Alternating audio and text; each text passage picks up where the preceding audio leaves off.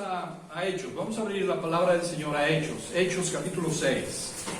Esto es lo que nos concierne hoy en esta mañana. Hechos capítulo 6, versículos del 1 al 7. Hechos capítulo 6, versículos del 1 al 7. Dice así la palabra del Señor en Hechos 6, del 1 al 7. En aquellos días, como creciera el número de los discípulos, hubo murmuración de los griegos contra los hebreos, de que las viudas de aquellos eran desatendidas en la distribución diaria.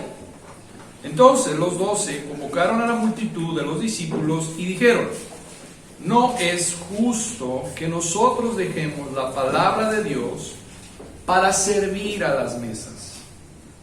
Buscad, pues, hermanos, entre vosotros a 7 varones de buen testimonio, llenos del Espíritu Santo y de sabiduría, a quienes encarguemos de este trabajo. Y nosotros persistiremos en la oración y en el ministerio de la palabra. Agradó la propuesta a toda la multitud y eligieron a Esteban, varón lleno de fe y del Espíritu Santo, a Felipe, a Prócoro, a Nicanor, a Timón, a Parmenas y a Nicolás, prosélito de Antioquía, a los cuales presentaron ante los apóstoles, quienes orando les impusieron las manos. Y crecía la palabra del Señor, y el número de los discípulos se multiplicaba grandemente en Jerusalén. También muchos de los sacerdotes obedecían a la fe. Oremos para poner este tiempo en las manos del Señor. Gracias te damos, Trino Dios, por esta oportunidad que nos das de poder estar aquí para adorarte, para alabarte, para ser ministrados por tu poderosa palabra, Señor. Gracias por este deleite, por este privilegio, por esta oportunidad que nos das de poder conocerte aún más, de maravillarnos, Señor, de lo que tu Santo Espíritu hizo en la iglesia de aquellos días. Pero te rogamos también, Señor, para que tu Santo Espíritu haga lo mismo con nosotros en estos días, Señor. Llénanos de tu Santo Espíritu, levanta hombres, Señor, levanta hombres precisamente llenos del Espíritu Santo, llenos, Señor, de obediencia, de sujeción. Te ruego, Padre, para que tú te acuerdes de tu iglesia, Señor, la sigas conformando a la imagen de tu precioso Hijo Cristo Jesús, porque esa es la razón por la cual nos reunimos, Señor. Transforma nuestras vidas, ayúdanos a ver las prioridades en nuestras vidas, pero no solamente los hombres, Señor, sino también las mujeres, Padre. Te rogamos para que ellas también puedan estar en el ministerio, en la diaconía que tú también tienes preparado para ellas. Ayúdanos pues, Señor, exhorta nuestros corazones, quita, pon, corrige lo que tú tengas que hacer con nosotros, Señor, precisamente para que tu gloria pase, para exaltarte, para glorificarte y para que la palabra de Dios crezca, Señor, y cada día, Señor, se añadan aquellos a los que tú has de salvar. Añádelos tú, Señor, pero ayúdanos a ocuparnos en nosotros lo que tú tienes para nosotros, Señor. En Cristo Jesús. Amén. Bien, he titulado este sermón Prioridades. Y vamos a ver durante en estos versículos precisamente las prioridades. Cada quien tiene prioridades. Cada quien en la iglesia tiene una función. Por lo tanto, tiene prioridades. Ahora, esto es muy importante.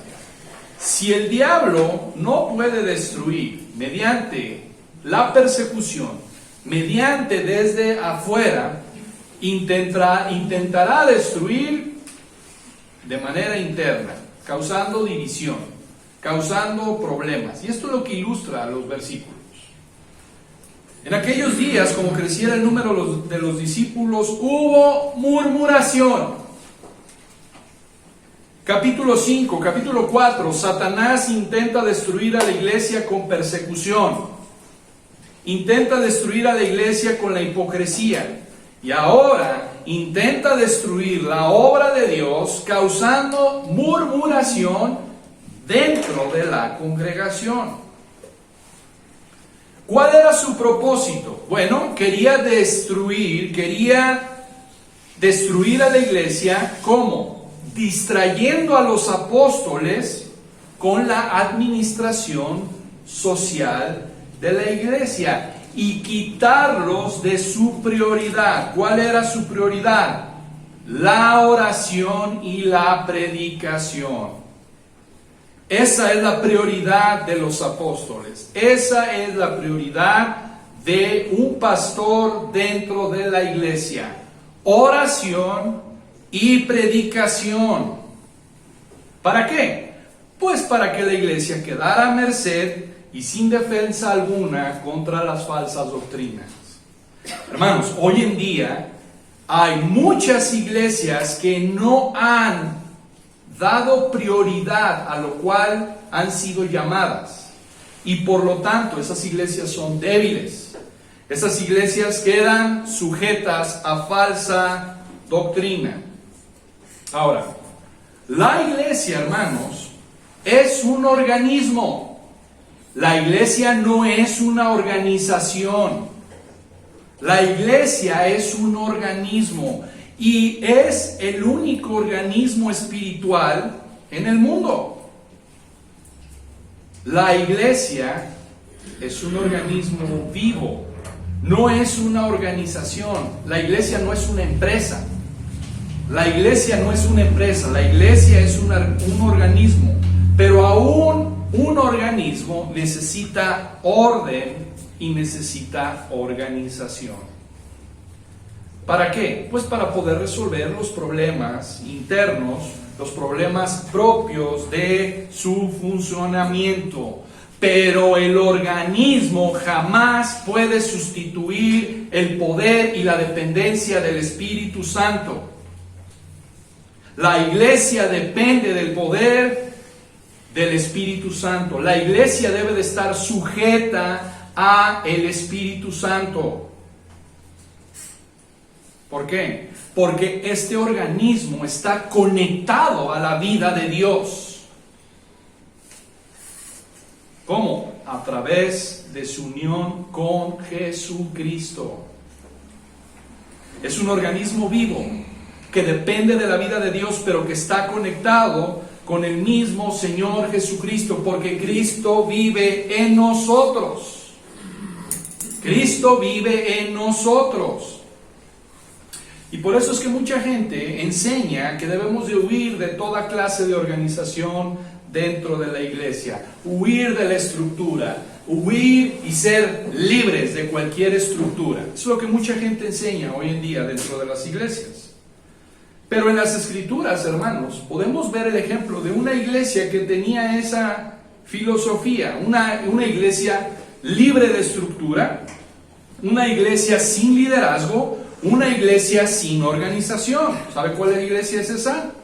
La iglesia de Corintio.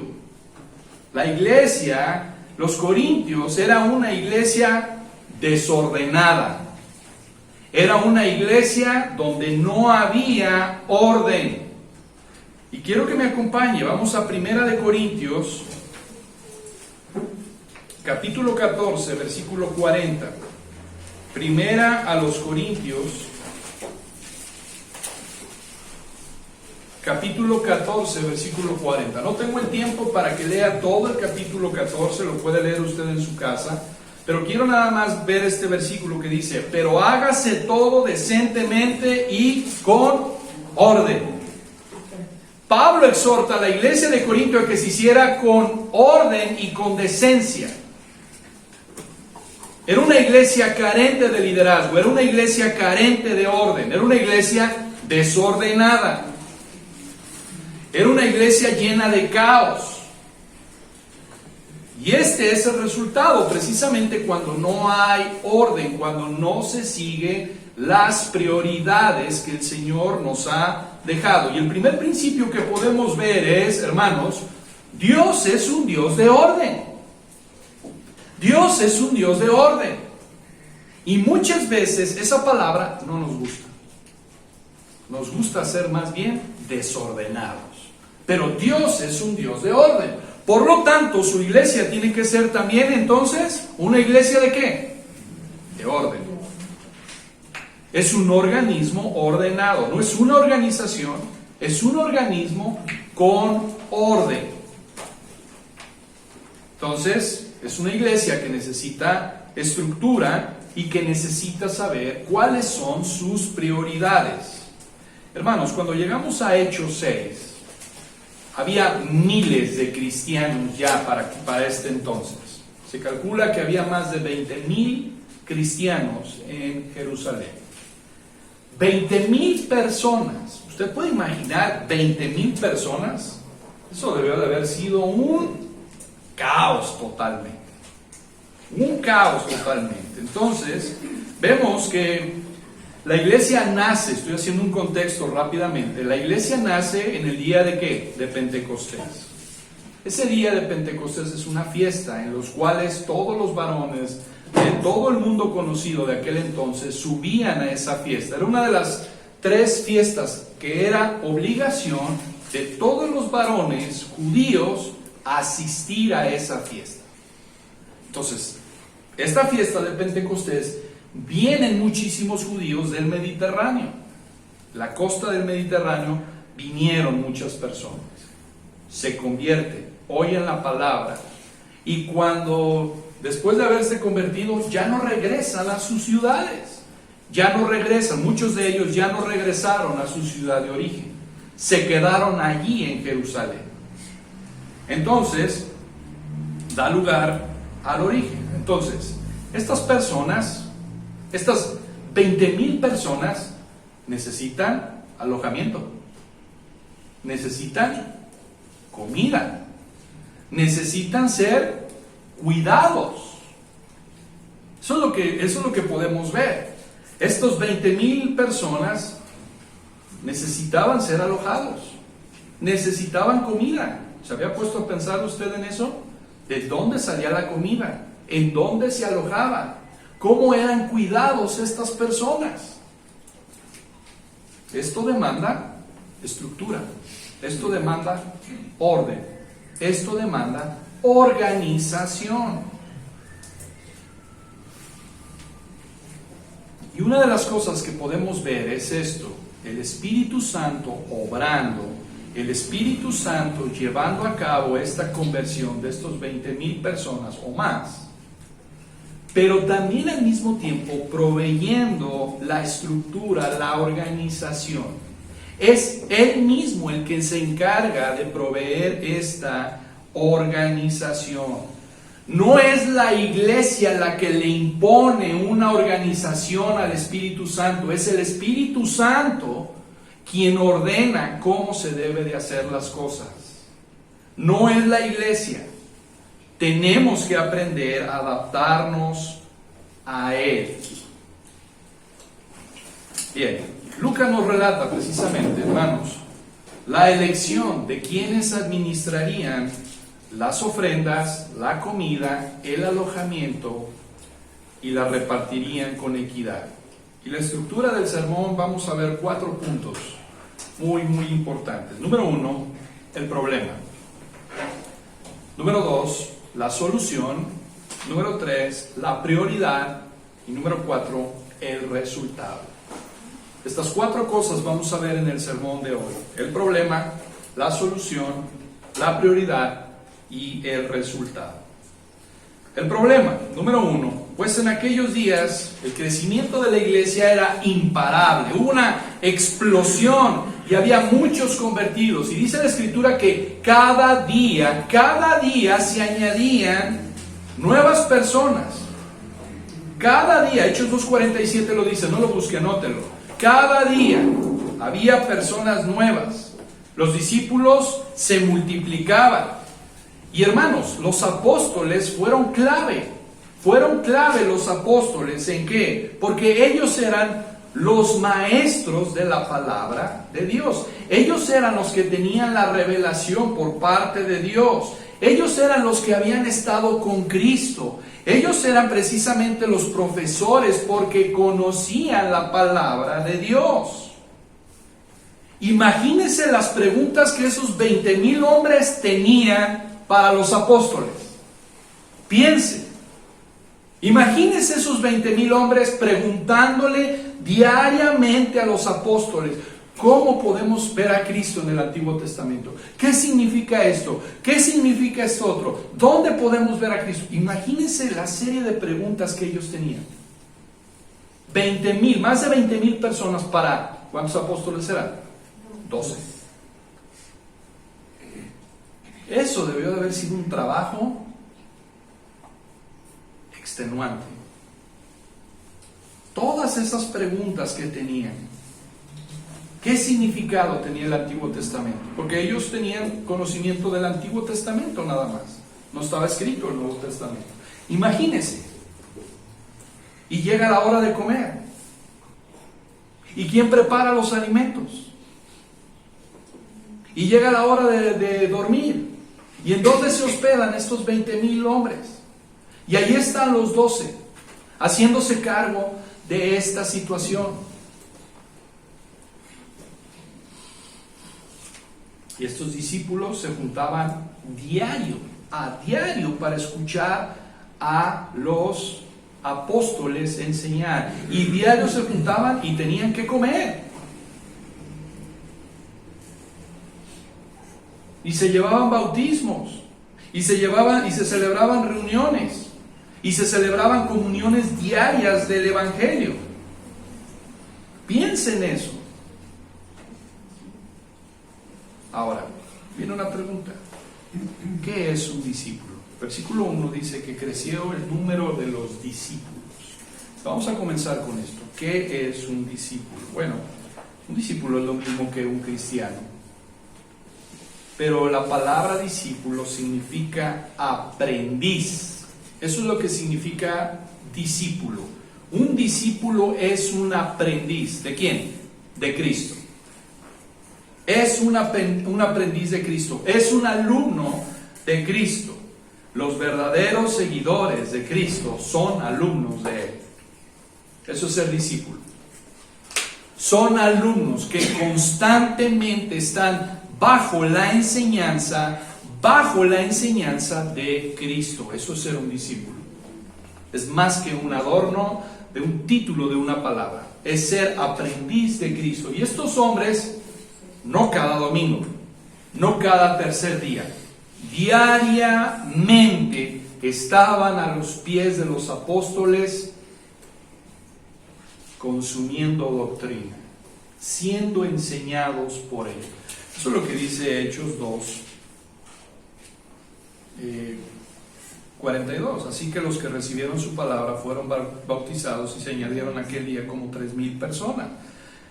Y perseveraban en la doctrina de los apóstoles, en la comunión unos con otros, en el partimiento del pan y en las oraciones.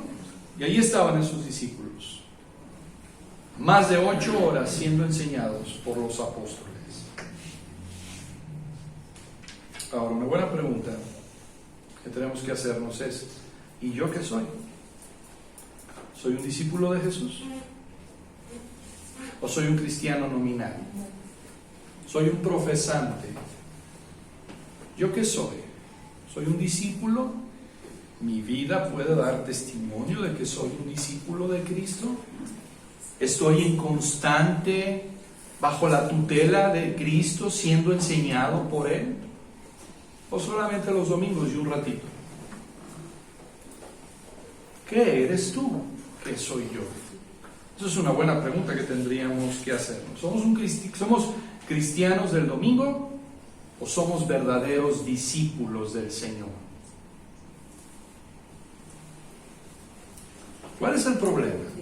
Bueno, hubo murmuración de los griegos contra los hebreos, de que las viudas de aquellos eran desatendidas en la distribución diaria. Aquí empezó la murmuración, aquí empezó el problema. ¿Cuál era el problema? Los griegos se quejaban de que sus viudas no eran atendidas. Los judíos griegos, estos hombres, pertenecían precisamente a la diáspora, que eran esparcidos por todo el mundo conocido de aquel tiempo, y se quejaban de que sus viudas no eran atendidas.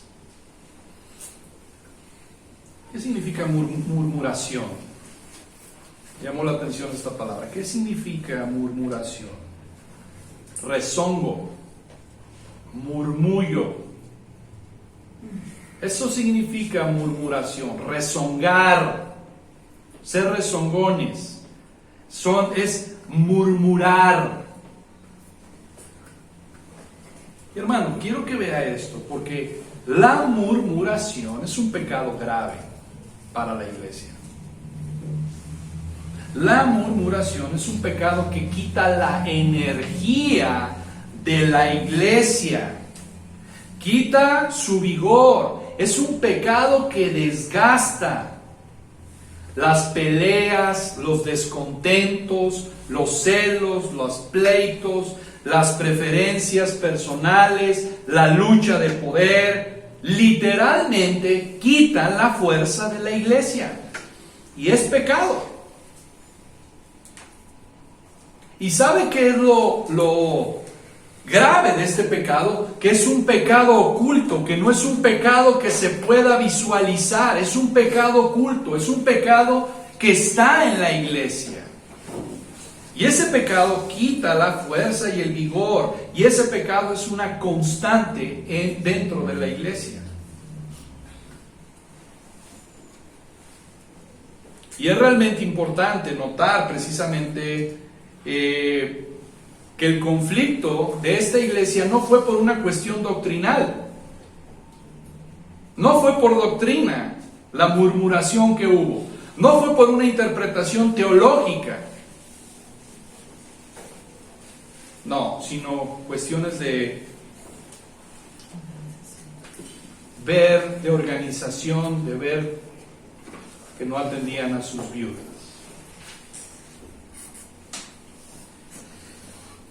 Ahora, déjenme decirle algo, hermanos. Históricamente, los judíos trataban con mucha responsabilidad a sus hermanos que menos tenían.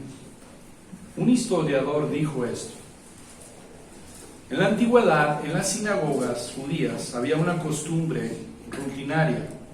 Había funcionarios que eran los recolectores y rodeaban el mercado, rodeaban las casas todos los viernes por la mañana y hacían una colección de dinero, de víveres, de comidas, y que se los daban a los pobres de la sinagoga. Era una práctica de parte de los judíos reunirse en la sinagoga y en los mercados donde había funcionarios que recolectaban esa comida y se las daban a diario a los más pobres. Históricamente los judíos se preocupaban por sus hermanos que menos tenían. Ahora, cuidar de las viudas era parte de ser del pueblo de Dios, era parte del mandamiento de Dios, era un patrón del Antiguo Testamento. Por ejemplo, vamos a Deuteronomio, capítulo 24.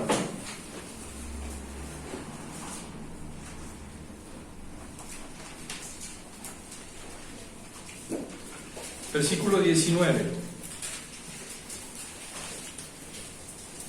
Deuteronomio 24, 19 al 21. Dice: cuando ciegues tu mies en tu campo y olvides alguna gavilla en el campo, no volverás para recogerla. Será para el extranjero, para el huérfano y para la viuda, para que te bendiga Jehová tu Dios en toda obra de tus manos.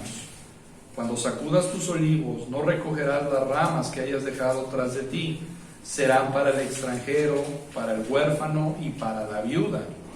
Cuando vendimies tu viña, no rebuscarás tras de ti. Será para el extranjero, para el huérfano y para la viuda. Y acuérdate que fuiste siervo en tierra de Egipto, por tanto yo te mando que hagas esto. Dios dio un mandato específico a su pueblo de ocuparse de sus viudas, del huérfano. Dios no iba a dejar desamparado a las viudas ni al huérfano. También hay otro pasaje, no lo vamos a buscar, anótelo, Isaías 1:17. Habla también de lo mismo, de la importancia de que el pueblo de Dios se ocupara de sus viudas y de los huérfanos. Y esto también se repite en el Nuevo Testamento. Vamos a 1 de Timoteo.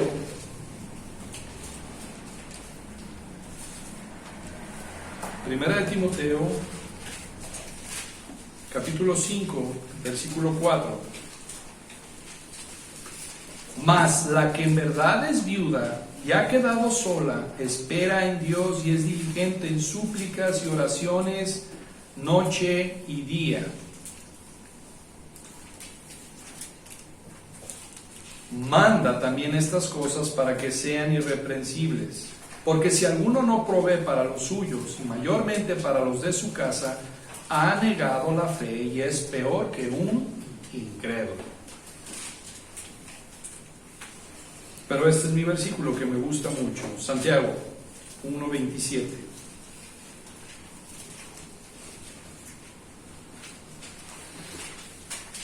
La religión pura y sin mácula delante de Dios el Padre es esta: visitar a los huérfanos y a las viudas en sus tribulaciones y guardarse sin mancha del mundo.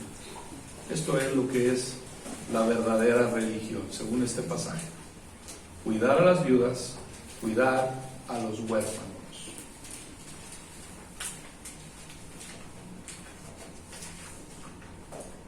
Por tanto, era legítima la queja que tenían los griegos contra los hebreos. Habían descuidado a sus viudas. ¿Cuál es la solución? Bueno, vamos a Hechos, capítulo 6, versículo 2. Aquí está la solución. Entonces los 12 convocaron a la multitud de los discípulos y dijeron: no es justo que nosotros dejemos la palabra de Dios para servir a las mesas. Buscad pues, hermanos, entre vosotros a 7 varones de buen testimonio, llenos del Espíritu Santo y de sabiduría, a quienes encarguemos este trabajo.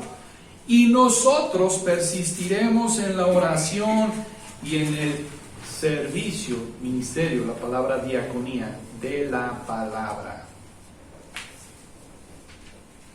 Hay varias cosas que vamos a ver en estos 4 versículos. Muy buenas cosas que podemos ver dentro de la solución. Número 1, hermanos, los apóstoles no impusieron una solución. Si usted se fija, los apóstoles no impusieron una solución a la iglesia. 2, reunieron a toda la iglesia, a toda la comunidad para compartir el problema con ellos. No fue algo de que nada más nosotros vamos a resolver este problema. No fue en lo oscurito. No, el problema era de todos, por lo tanto juntan a todos. Y me llama la atención que los apóstoles no impusieron una solución.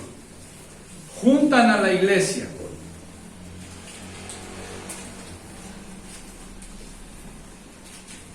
Y hay algo, hermanos, no solamente juntaron a los varones, sino también a las mujeres las juntaron. Aquí ya hay una apertura, no solamente a los hombres, sino también a las mujeres las juntaron.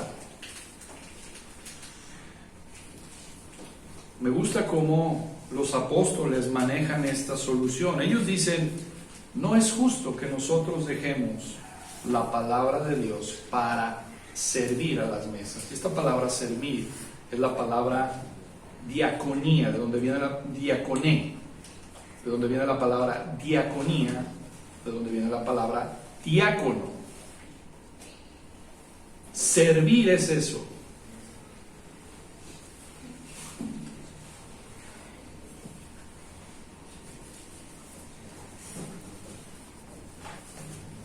En cuestiones de doctrina, en cuestiones de enseñanza, los apóstoles tenían la autoridad.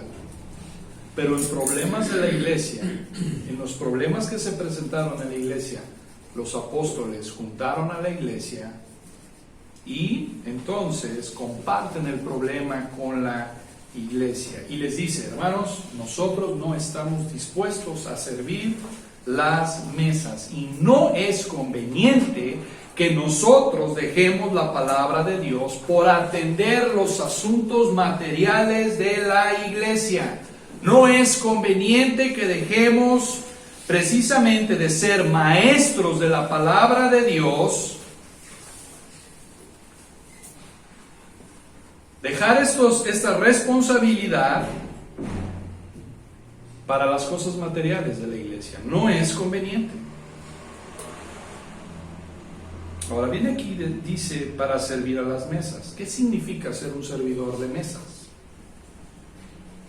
Es más que el hecho de ser un camarero que se lleva a las mesas, suplir las necesidades. Es mucho más.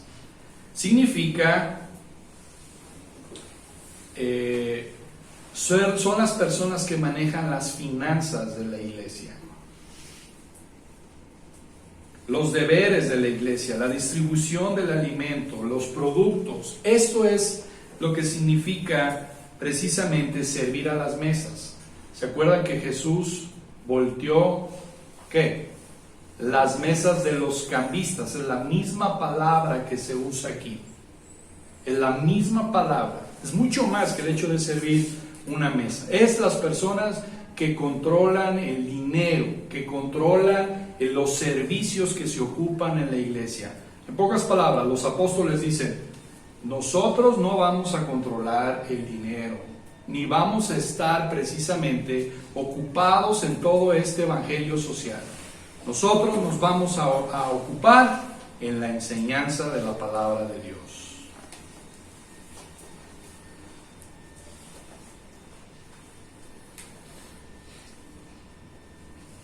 Me gusta la claridad que tenían los apóstoles, porque su prioridad era la enseñanza de la palabra de Dios. Prepararse para predicar, prepararse para enseñar la palabra. Y al hacer esto estaban honrando al Señor. Vea lo que dice la palabra, lo que dice el versículo 4. Y nosotros persistiremos en la oración y en el, aquí está la palabra diaconé también, en el servicio de la palabra. Hay dos tipos de servicio. Servicio que requiere las finanzas, todo lo que tiene que ver con las cosas materiales de la iglesia, y está el otro servicio que tiene que ver con la palabra de Dios. Los apóstoles dijeron, nosotros vamos a atender la palabra de Dios. Busquen 7 hermanos para que ellos se hagan cargo de todo lo demás.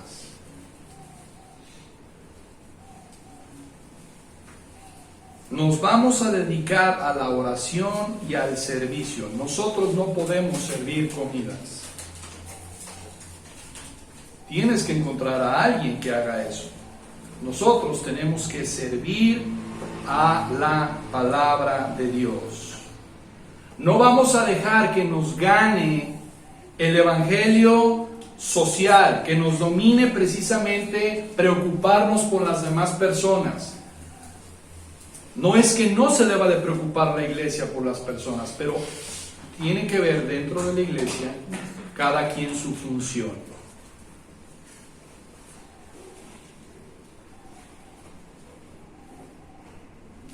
Vamos a dedicarnos a la oración y a la enseñanza. ¿Sabe una cosa, hermanos? Orar, en el sentido de que los apóstoles lo están diciendo, es extraer el poder de Dios para poder predicar la verdad de Dios. Nosotros vamos a orar para extraer el poder de Dios y poder enseñarlo y predicar a las personas.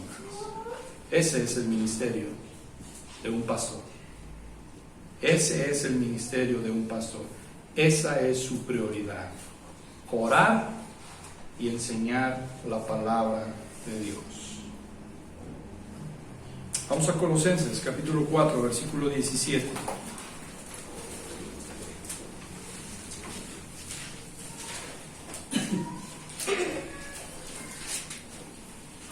Cita Arquipo, mira que cumplas el ministerio que recibiste en el Señor. Primera de Timoteo, capítulo 4, versículo 13. Entre tanto que voy, ocúpate en la lectura, la exhortación y la enseñanza. No descuides el don que hay en ti, que te fue dado mediante profecía, con la imposición de las manos del presbiterio. Ocúpate en estas cosas, permanece en ellas, para que tu aprovechamiento sea manifiesto a todos. Segunda de Timoteo, capítulo 4, versículo 2. Que prediques la palabra, que instes a tiempo y fuera de tiempo, redarguye, reprende, exhorta con toda paciencia y doctrina. Colosenses 2:1.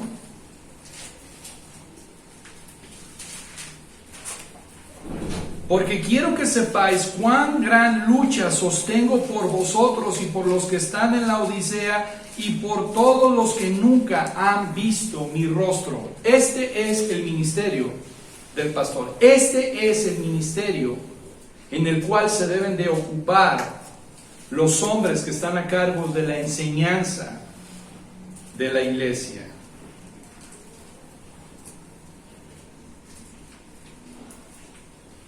Ahora, regresando allá a Hechos, quiero que vea las características. Quiero que vea lo que la iglesia demanda de sus líderes.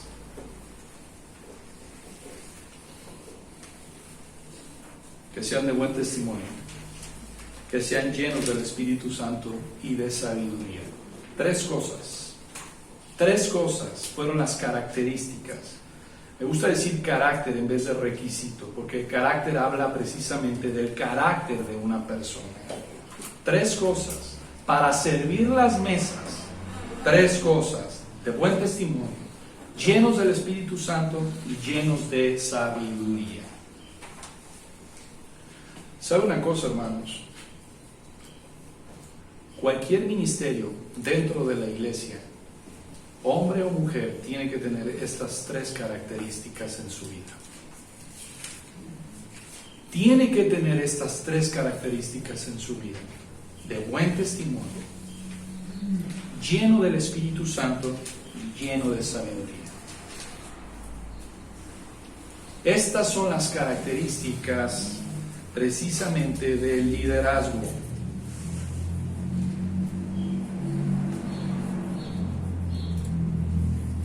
Y hermanos, esto debe de ser el estándar de nuestra iglesia. Imagine usted a una persona que no es de buen testimonio dentro del liderazgo de la iglesia.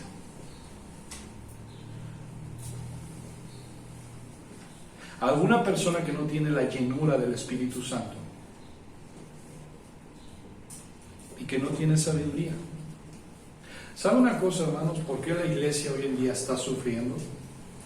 Precisamente por la falta de esto.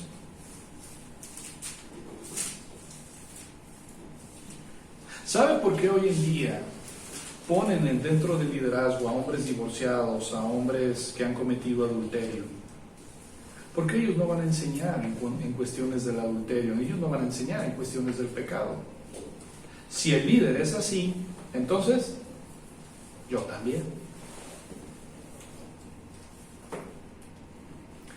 Cualquier ministerio dentro de la iglesia demanda estas tres características que Dios pone: de buen testimonio, lleno del Espíritu Santo y lleno de sabiduría. 1 Timoteo 3, del 8 al 13, habla precisamente, Pablo amplía las características que debe de tener el liderazgo de la iglesia. Pero yo voy a un poco más, hermanos.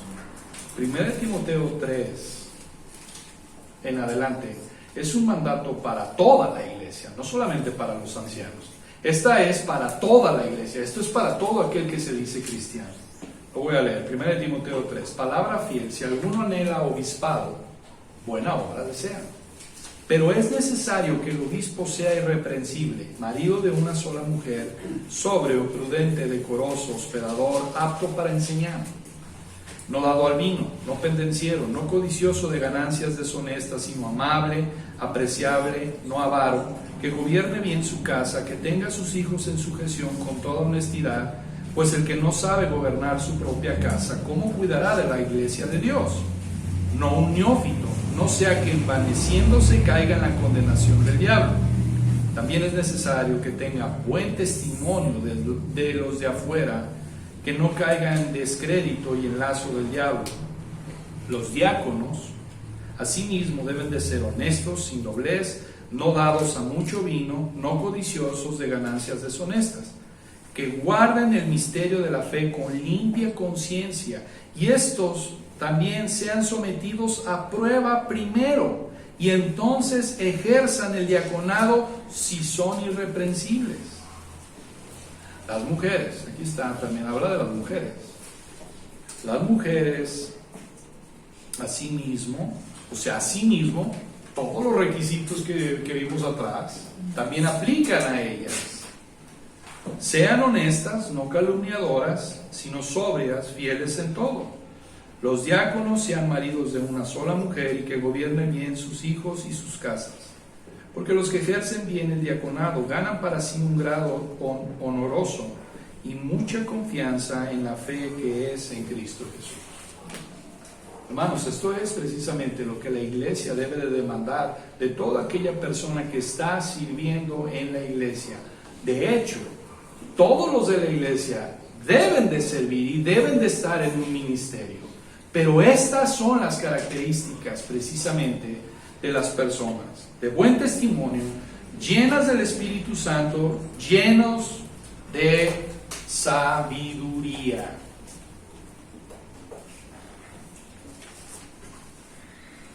Versículo 5. Agradó la propuesta a toda la multitud. Claro que les agradó. Claro que les agradó. No queremos que ustedes, apóstoles, dejen el ministerio de la palabra. Ustedes ocúpense en el ministerio. Esa es su prioridad. Ocúpense en eso. Nosotros nos vamos a ocupar de eso.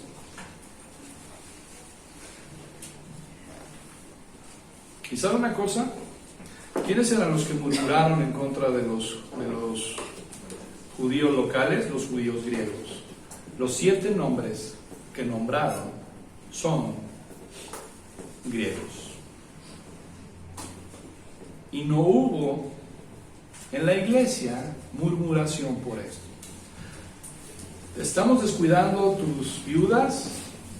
Ustedes, vamos a elegir a 7 hombres griegos para que ustedes se hagan cargo de ellos. No es que vamos a meter 4 hebreos locales y 3 griegos. No, los 7 eran nombres griegos. Los 7 eran griegos. Me llama mucho la atención la sabiduría. Búsquenlo. Y los 7 que encontraron eran griegos. Hermanos, número 3, la prioridad. Este pasaje ilustra un principio fundamental para la iglesia del Señor de hoy en día. Dios llama a todo su pueblo al ministerio. Dios llama a todo su pueblo al ministerio. Hay algunos que son llamados a la oración y a la enseñanza, y hay otros que son llamados precisamente a servir a las mesas. Pero Dios llama a todos, y las características de cada uno de los que están en el liderazgo habla de la santidad que debemos de seguir. No hay ministerios superiores, no hay un ministerio superior más uno que otro, no. Todos los ministerios son iguales y tienen que ser llevados por personas espirituales. Hermano, aún hasta barrer y lavar los baños, también. Tiene que ser llevado por personas espirituales.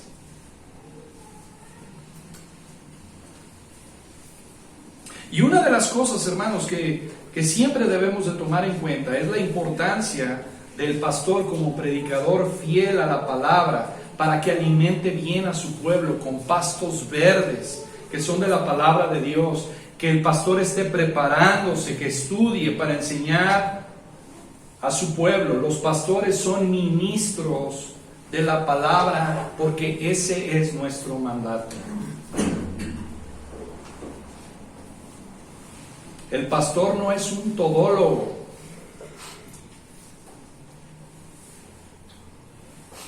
Que tiene que hacer todo. De hecho, si usted puso atención a los versículos, es precisamente que los apóstoles dijeron, no vamos a dejar esta prioridad que nosotros tenemos por servir a las mesas. Hoy en día, ¿cuál es el énfasis del pastor en la mayoría de las iglesias? El pastor tiene que hacer todo. Para eso le pagan. No, la palabra de Dios enseña otra cosa. La palabra de Dios enseña otra cosa. El pastor no es el todólogo. Mire, una vez yo le pedí a un pastor que me pusiera por escrito todo lo que él hacía. Y efectivamente me lo dio. ¿Y sabe qué olvidó poner? Estudiar y enseñar la palabra de Dios. Pero él era el que cuidaba del perro, el que le daba de comer, el que llevaba las finanzas de la iglesia, el que administraba la iglesia, el que estaba al pendiente de que el foco, de que los baños. Eso era lo que hacía el pastor. Y el pastor puso una hoja por los dos lados de todas las actividades que él hacía. Pero olvidó poner lo más importante: estudiar y enseñar la palabra de Dios. Pregunta para nuestras conciencias: ¿eso queremos para esta iglesia? Hoy pasa esto en la iglesia. ¿Sabe? Leí una estadística y más de 17,000 pastores abandonan el ministerio cada año en Estados Unidos, precisamente por eso, porque ellos tienen que hacer todo y la iglesia no participa. 17,000 pastores en Estados Unidos cada año abandonan el ministerio.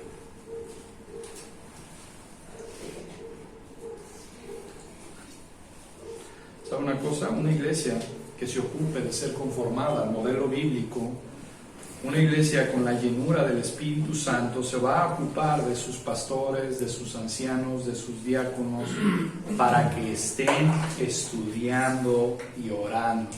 La iglesia va a estar al pendiente de sus pastores para que ellos estén preparándose cada vez, orando cada vez más, y van a facilitarle los recursos para que se preparen.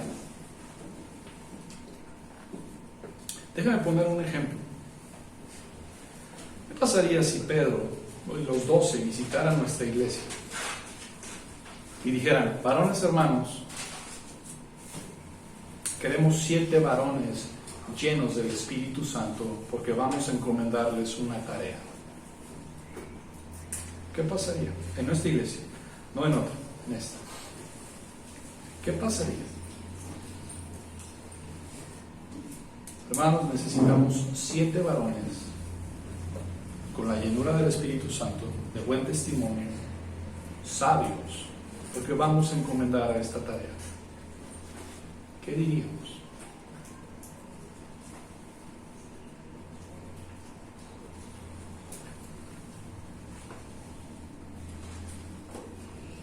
¿Cuál es el resultado? Punto número 4, el resultado. Versículo 7: y crecía la palabra del Señor y el número de los discípulos se multiplicaba grandemente. ¿Sabe cuál fue el resultado después de esto? La palabra de Dios crecía y se multiplicaba. ¿Por qué? Porque la prioridad de los apóstoles no fue descuidada. La palabra no hubiera crecido si ellos se hubieran dedicado a servir a las mesas. Pero todo lo contrario, la palabra creció. ¿Por qué? Porque no fue descuidado este valioso ministerio dentro de la iglesia. ¿Sabe una cosa que puedo ver en este pasaje? Dios estaba trabajando y ni los seres humanos ni los demonios podían obstaculizar su obra.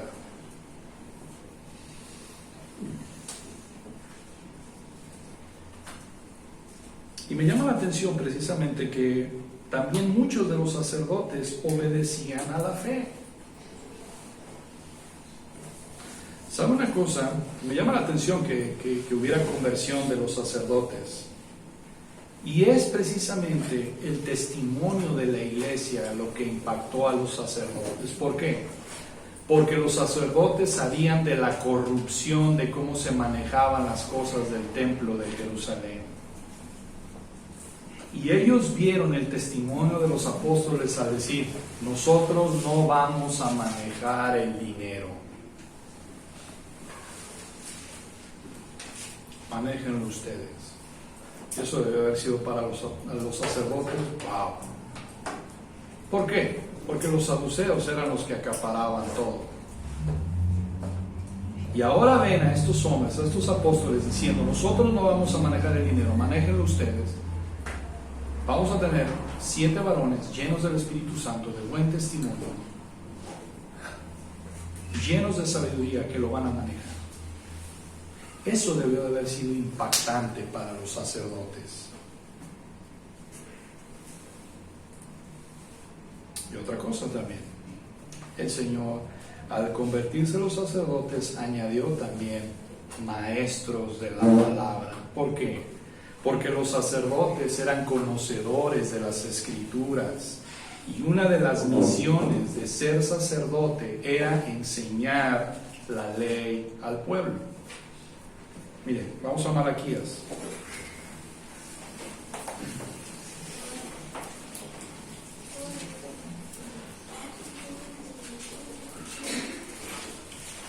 Malaquías capítulo 2, versículo 7.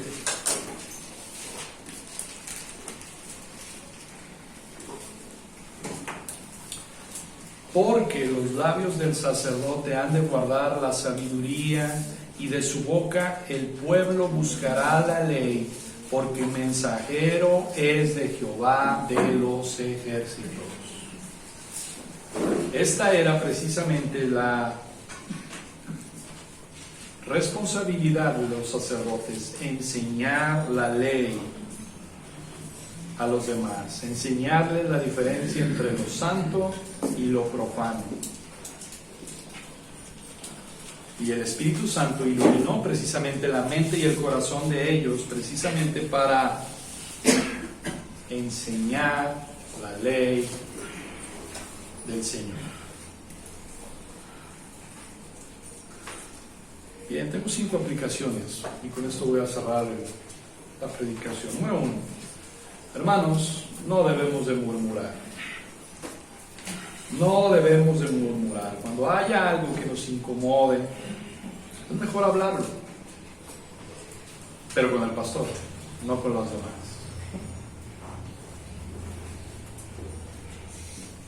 Número 2. Es importante convertirme en un aprendiz de Cristo. Es importante ser un discípulo de Cristo. Número 3. Facilitar precisamente el ministerio a los pastores, a los que han sido llamados para tener el ministerio de la oración y de la enseñanza. Número 4. ¿En qué ministerio estoy yo en la iglesia? Y número 5. ¿Soy una persona llena del Espíritu Santo? ¿Tengo la llenura del Espíritu Santo? ¿Tengo buen testimonio? ¿Tengo sabiduría? El artículo que puse, hermanos, creo que ayer o antier, habla precisamente de que la iglesia también es hacedora de predicadores. Y esto es donde nos tenemos que concentrar como iglesia. No esperar que el pastor haga todo. El pastor tiene una función. Y todo lo demás tiene que ser precisamente la iglesia quien apoye con todo lo demás. Entonces, tengan estas 5 aplicaciones, hermano. Ojalá las podamos poner en práctica en nuestras vidas. Vamos a orar para despedirnos. Padre, gracias te damos, Señor, hoy en esta tarde, que tu palabra precisamente nos exhorta. Ayúdanos, Señor, a no pecar contra ti en la murmuración. Pero lejos, Señor, de eso sería convertirnos en discípulos de tu Hijo Cristo, de que de esta iglesia, Señor, puedan salir hombres y mujeres llenos del Espíritu Santo, de buen testimonio, con sabiduría. Ayúdanos precisamente a trabajar en eso, Señor. Ese sería nuestro deleite, esa sería nuestra meta, eso sería lo que nosotros nos mantenernos ocupados en esto. Gracias, Señor, porque lo vemos que tu Santo Espíritu lo hizo y queremos también, Señor, que tú lo hagas con nosotros. Gracias en Cristo Jesús. Amén.